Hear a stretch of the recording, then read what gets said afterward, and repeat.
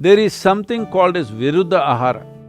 That means, if you eat one thing and put another thing which works opposite to that, now the damage is big. If you eat anything which has tamas, inertia will come in your system. Cognition level slowly will go down.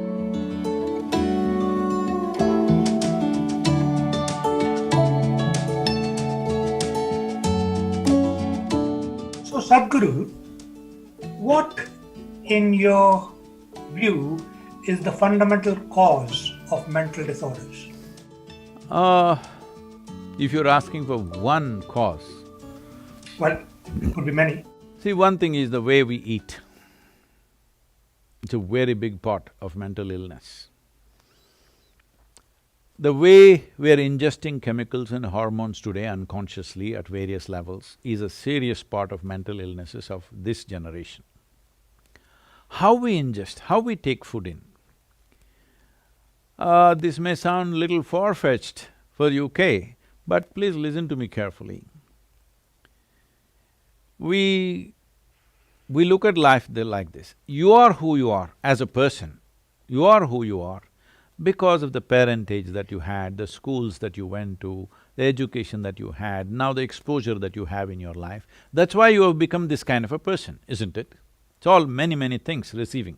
So all the times you're receiving, what you're receiving is not just information and thought. Life receives in so many levels. On the energetic level, it receives. So in India, we see that anywhere if you want to receive something, first thing is you cross your legs, all right? Right now I'm sitting that way, it may not be visible to you. But first thing is cross your legs because we don't want to receive from the lower part of our body. We want to receive… anything positive means we want to receive from the upper part of our body.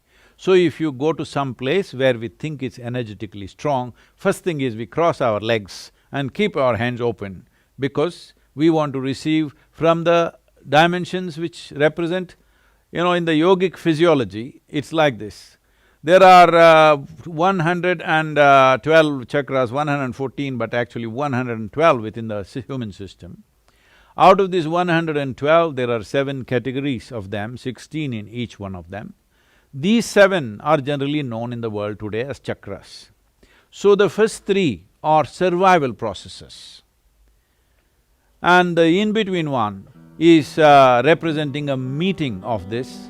It is from here on, from anahata onwards, which is enlightening processes of life. So in that sense, it is important you receive certain things in certain ways. Food is considered very basic level of reception. How we receive food, what we receive is very important. Today, what are we receiving? Right now, as you see societies get more and more affluent, they start eating worse and worse food. What a rural person in India would not touch, very sophisticated cities are eating that kind of food. When I say that kind of food, almost anything that Western societies are using today are a minimum 30 to 60 days old. In yoga, their food is classified as sattva, rajas and tamas. Tamas means inertia. If you eat anything which has tamas, inertia will come in your system. Inertia does not mean you just become lazy. Inertia means certain things slow down. Certain things means essentially regeneration of the system slows down. Today you know that neuronal regeneration is one of the most important aspect of keeping your brain reasonably functional throughout your life. If you are consuming foods which are tamasic or causes inertia in the general function of your system, in the energetic process of who you are, then you will see cognition level slowly will go down over a period of time. Because everybody understands this. This is why they're drinking cups and cups of Coca-Cola or coffee or alcohol or something else because they know they need to balance that. So this kind of balance is a very rudimentary way of balancing your system, that you're putting wrong things and then you're trying to correct it with right things. The highest number of antacids in the world, nearly 60% of the world's antacids are sold in America. the most affluent population on the planet. This means they have a whole choice of nourishment. They can eat the best food, but no, they will eat the worst food because commercial forces will decide what you eat. You cannot eat consciously anymore what you want to eat. Just I'm saying, if everything becomes fresh food, in the yogic culture, if you cook something, the maximum time in which you can eat it is 1.5 hours, 90 minutes. Before that, you should have eaten the food. After that, we won't touch the food because it has started gathering tamas, inertia will begin to happen.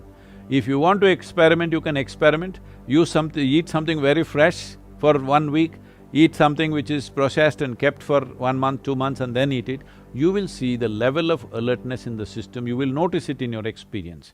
But it is happening at the cellular level, it is happening in terms of… we call this ojas, there is no English word for that. If you create sufficient ojas, which is a non-physical dimension of energy, if every cell in your body is wrapped in this, believe me, your aging process is almost… will not progress. Your cellular age will almost remain stagnant for a long period of time. Some of the tests they have done on me and they are saying that my cellular age is 25. Well, I still am like 25, I'm maintaining the same level of activity, I'm maintaining the same weight, same everything.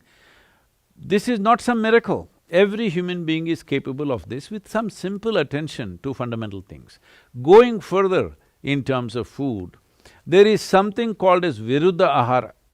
That means, if you eat one thing and put another thing which works opposite to that, then in your system there is a war. You know, digestive process is largely between acids and alkalines and all this stuff. For example, you eat meat which is fatty.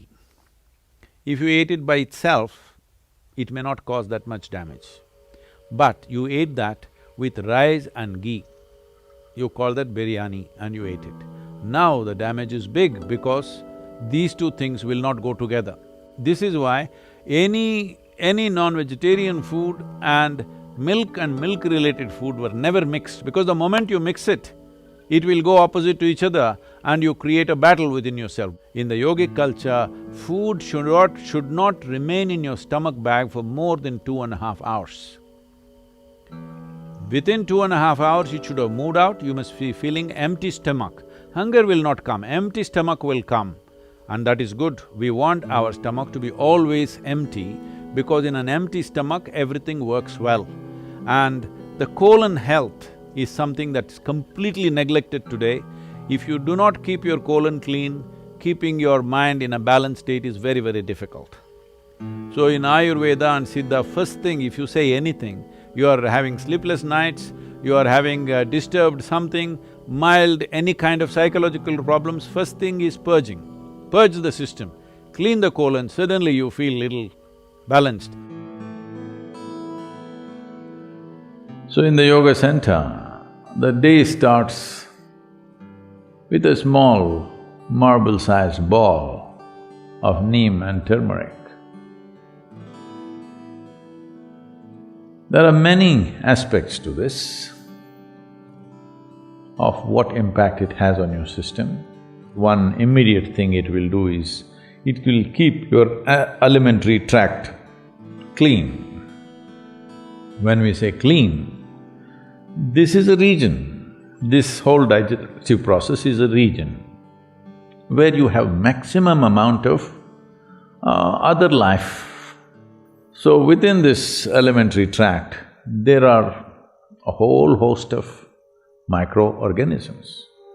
Many of them have turned friendly to us. We are living because of them, we are able to digest food because of them. Many functions in the body happen because of them. But still there are many who are harmful to us. The uniqueness of neem, especially when it is taken along with turmeric, if these two things go together, largely those things which are not necessary for the body, those things which can harm the body, any kind of parasital life which is there, all these things get eliminated. It is not a whole solution, but it'll bring the basic necessary atmosphere in the body to make the corrections. Either with medicine or with necessary practices, you can bring about correction. How do we apply this to a person who is suffering right now? That needs a compassionate approach, not a standard approach, my way or your way. It's a very silly way to go at it, that this is the only way it can be done, because that's not how human beings are. A judicious action of what could be maximum right rather than wrong, more right than wrong is all you can do. I don't think anybody has an absolute right about mental conditions that people are in.